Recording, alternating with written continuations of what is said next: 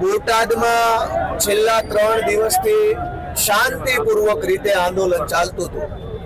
ખેડૂતો ભજન કીર્તન કરતા હતા, ભગવાનનું નામ લેતા હતા અને પોતાની વ્યાજબી માંગણી સત્તાધીશો સામે મૂકતા હતા। શાંતિપૂર્વક રીતે કિસાન મહાપંચાયત ચાલુ હતી। એ દરમિયાન બોટાદ પોલીસે બહારથી કેટલાક બુટલેગરો અને અસામાજિક તત્વોએ ટોળામાં ઘૂસેડી પોલીસે લાવેલા માણસોએ પથરાઓ ફેંકવાનું પોલીસ ઉપર ચાલુ કર્યું અને એના પછી પ્રી પ્લાનના ભાગરૂપે કાવતરું આયોજનબદ્ધ રીતે ગામના લોકોને ચારો તરફથી ઘેરીને બેફામ રીતે મારવામાં આવ્યો।